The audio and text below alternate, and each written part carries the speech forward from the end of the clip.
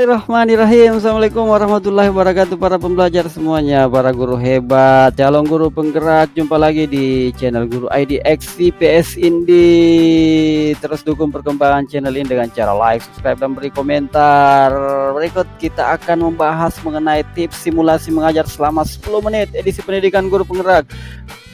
Jika di video sebelumnya, linknya ada di atas, saya sudah mengupload mengenai RPP yang baik untuk melakukan simulasi mengajar selama 10 menit. Kali ini kita akan membahas mengenai tips simulasi mengajar 10 menit edisi pendidikan guru penggerak. Seperti apa tipsnya yang menarik tentunya, jadi disimak videonya agar tidak gagal paham. Mari kita menuju tips simulasi mengajar selama 10 menit.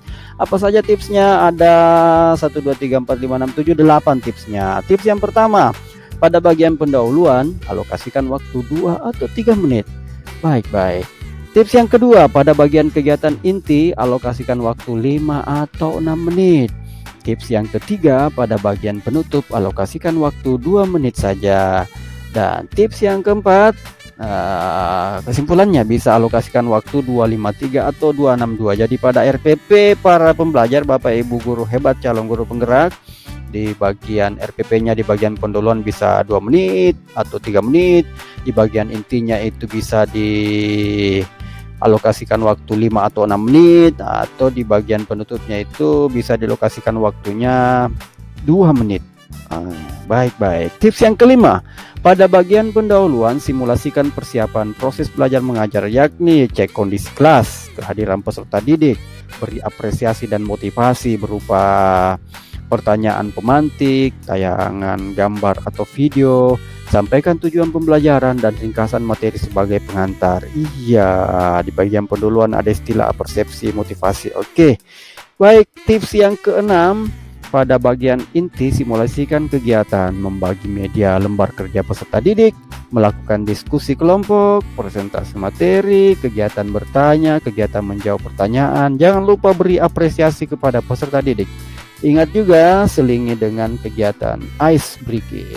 Terus tips yang ketujuh, pada bagian penutup simulasikan kegiatan guru meminta peserta didik menyimpulkan pelajaran, lalu bersama-sama menarik kesimpulan pelajaran, melakukan refleksi, serta guru menyampaikan pembelajaran berikutnya atau selanjutnya.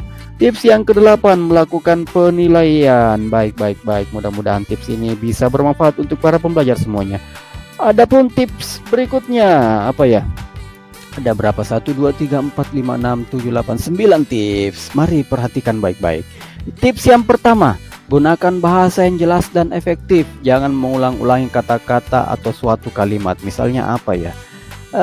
Para peserta didik yang cerdas, kali ini kita akan membahas mengenai materi bla bla bla bla. Terus sebentar diulangi lagi.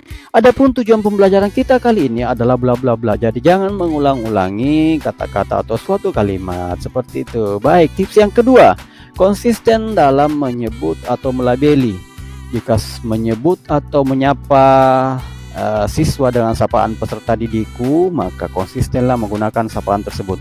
Peserta didik yang cerdas, kali ini kita akan mempelajari tentang terima kasih banyak atas jawaban dari Lukman, peserta didikku yang cerdas. Semuanya itulah jawaban dari Lukman. Jadi ketika menggunakan kata sapaan untuk muridnya, untuk siswanya dengan sapaan peserta didikku, gunakan itu.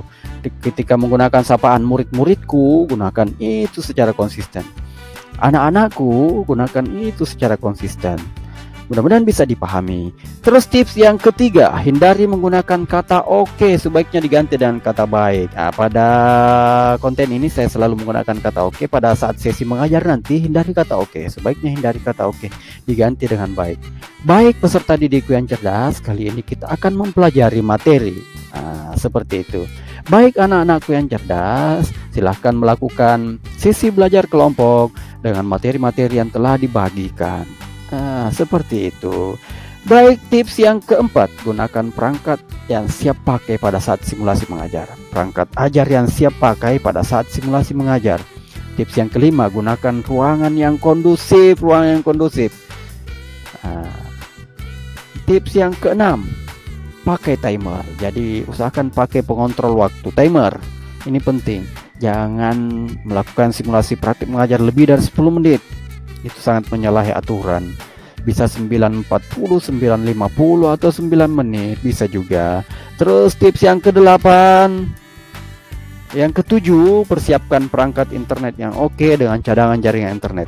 Jadi kalau bisa persiapkan 2 kartu data internet untuk cadangan, satunya untuk cadangan maksudnya. Terus tips yang kedelapan, persiapkan media digital dan media manual pembelajaran. Bisa menggunakan PPT, PowerPoint, LCD, persiapkan, silakan dipersiapkan. Namun jika ragu-ragu dengan dengan kondisi misalnya mati lampu atau kendala-kendala lainnya, bisa juga dipersiapkan media manual pembelajarannya. Misalnya dengan menggunakan media media kalender bekas itu di bagian belakangnya ditempeli materi-materi Bapak Ibu untuk praktik simulasi mengajar nantinya bisa juga. Terus bisa menggunakan media papan tulis yang jelas kentara ketika Bapak Ibu melakukan media itu kentara terlihat oleh asesor ketika Ibu melakukan sesi praktik mengajar nantinya. Terus tips yang ke-9, atur nafas, minum air putih secukupnya mulai dengan bismillah. Baik, seperti itu tips-tips simulasi mengajar yang baik selama 10 menit jika Bapak Ibu akan menghadapi seleksi tahap kedua, praktik mengajar dan simulasi wawancara nantinya. Terus apalagi ya, ini ada informasi terakhir mengenai petunjuk khusus seleksi simulasi mengajar. Pak Ibu di stop videonya lalu dibaca baik-baik. Di situ ada beberapa poin penting, misalnya yang pertama, peserta diwajibkan menentukan topik pengajaran atau pelatihannya sesuai dengan mata pelajaran yang diampu. Terus siapkan RPP-nya untuk satu topik. Durasi simulasi mengajar 10 menit. Terus apalagi yang penting-penting di sini ya, RPP yang disiapkan adalah RPP untuk pelatihan pembelajaran luring bukan daring. Nah, ini karena pelatihan pembelajaran akan berlangsung secara singkat selama 10 menit, maka peserta diharapkan berfokus pada tahap pembuka dan inti pelatihan dalam mengikuti seleksi simulasi mengajar. Maka tips-tips menggunakan komunikasi yang efektif itu, jangan mengulang-ulang kata-kata di bagian ini, di bagian-bagian yang tidak menjadi poin fokusnya, tidak usah Bapak Ibu. Di sini difokuskan untuk di tahap pembuka dan inti saja. Terus yang kelima, lakukan simulasi mengajar selama 10 menit. Terus yang keenam, lakukan, ini yang penting juga, lakukan simulasi mengajar seolah-olah pengajar atau pelatihan dilakukan secara tatap muka. Ada siswa di depan Bapak Ibu dengan menganggap terdapat peserta didik atau peserta latih yang mengikuti proses pelatihan. Oke, seperti itu Bapak Ibu, bisa di stop lalu dibaca baik-baik 11 poin ini petunjuk khusus seleksi simulasi mengajar.